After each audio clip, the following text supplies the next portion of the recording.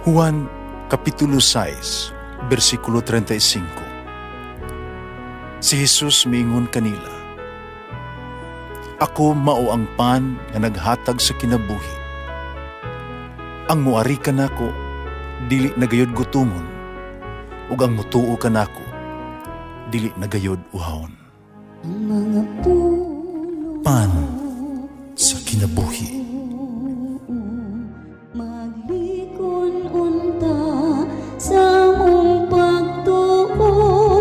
Gagakakabi sa pagtuman sa imong mahal nga kasuguan.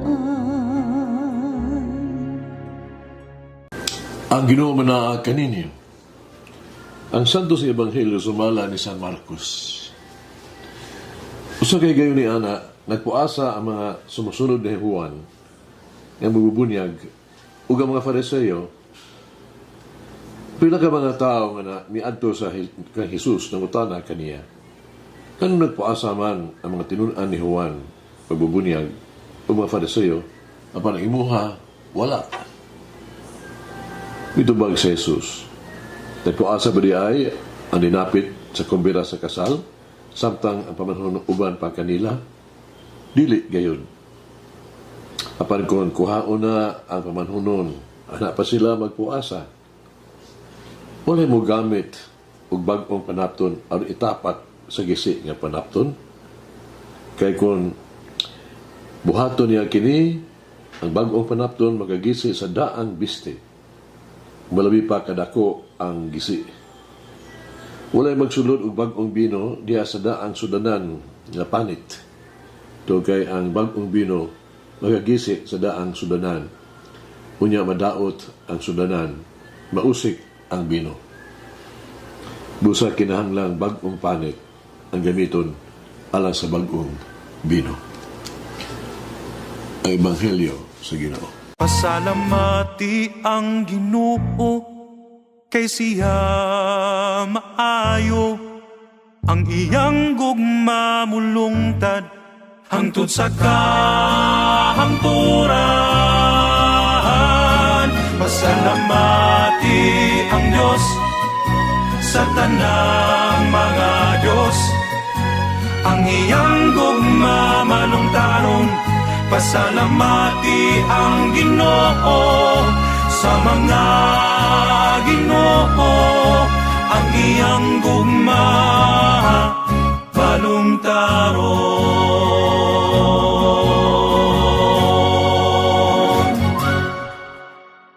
Ebanghelyo karong adlaw, nagpadayag ka nato sa duhang importante gabutang bahin kang Jesus. Una si Jesus mo atong kalipay. Atong kalipay si Jesus lamang. Ang pagkiguban kay Jesus may usa kay gayon na kita kanunang magbalipayon. Ang pagsinati kay Jesus pagkahibalo sa tinuod nga kahulugan sa kalipay. Uban na Jesus, magpanaw kita ni ining kinabuhi gikan sa kanitngit nito sa kahayag, gikas kasakit ngadto sa himaya, gikas kasubo ngadto sa kalipay, gikan sa krus, sa paglansang sa krus ngadto sa korona sa kahimayaan, katubsanan. Jesus ang ato ang kasiguruan. Jesus mao ang ato ang tinuod umalungtaron nga kalipay.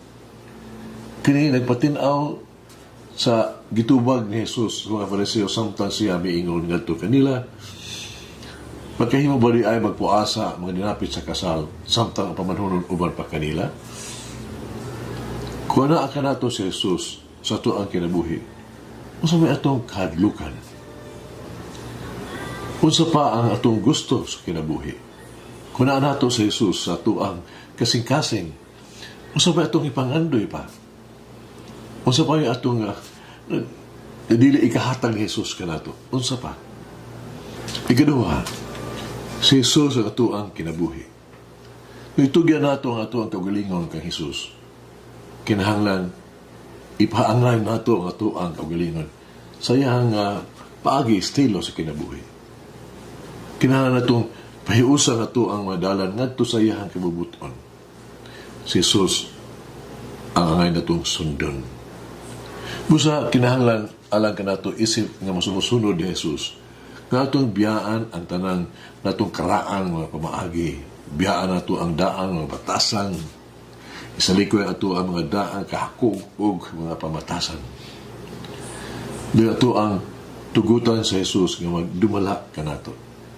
Atong himuon sa Jesus nga magbando sa itong kinabuhi ug maghari sa ito ang magkasing-kasing. Kini nagpatinaw kung unsa ang gisulti ni Jesus, sasabihin nga walay mo gamit og bag-ong panapton aron itapak sa daan bisti. Kung kita tinuol nga makabig o kung kita tinuol nga magbag-o na nga mga tao na nato ang daan ng mga makasala, makasanang kinabuhi, kinahanglan nga mawa na mahanaw na o kinahanglan nga mo hunong natas sa tuang pagpatuyang kundili na wala gihapon sa Jesus sa tuang kinabuhi. Nagyapon kita sa tuang karaang kinabuhi. Igamit lang nato sa Jesus isip, ibalbag cosmetic lang o sa katabon sa tuang daan nga pagkatao. Kung si Jesus uban ka nato, o kita bugos uban kaniya na kita bag-o na nga mga tao. Pero sigilanon ba ni usa ka Grego nga magsusulat sa ito ang mga fairy tale Aesop pa. Dugay na gani sa 6th century pa gud. Miyata ka nato ni ining nindot kayong sugilanon matungod sa duha ka kon, no? Kanang lutuanan ba? Ang usa ka kon, o kulon ba ka na, no? Hinimo sa yuta, no? Ang usa hinimo sa puthaw. Usa ka lang ni ana, sila gianod sa suba. Tungod sa kusog kaayo nga sug ug sa baha. Ang kulon nga puthaw mingon sa kulon nga tawag to ginuhat sa yuta. Dapig kanako ng panalipdan ko ikaw. Ang kulon nga binuhat sa yuta mitubag. May pasalamat siya. Apang balibad sa tanyag sa puthaw nga kulon. Mingon siya, kinahanglan ko magpahilayo kanimo. Kaya ako ang akong gilayon gikan kanimo, malayo ko aron makalutaw ko sa suba nga umaluwas ko. Nga naman ang utana ang kulon nga binuhat sa puthaw. Kinitungod kay kung ako magpabilin umuduol diya kanimo, kita makapangka unya ug ako mabuak.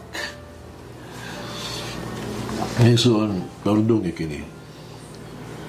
Hinruman nato nga kung atong idugtong ang atong kagalingon kay Jesus, kanunay kita gyung luwas. Atong hinduman sad, nga kung kita mubulhag kay Jesus, kita mabungkag o mabunalan sa kinabuhi. Mag-ampo kita. Ang maluluyon may gumaong Jesus.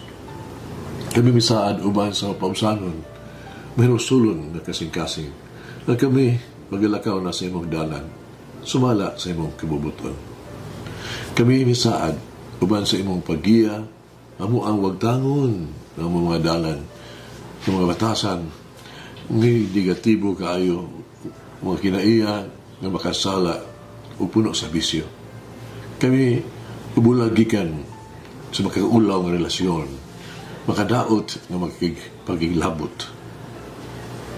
Karon may balag na kami kanimo. Isapit na namo ko karon sa pag-umol, pag-iya ka namo. Ano kami makasunod kanimo.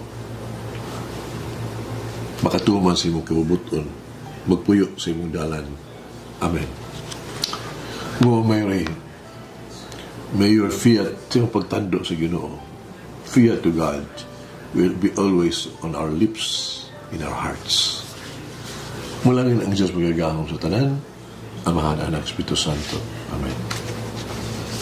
May the Lord of the divine mercy bless us all, heal us from all diseases and suffering.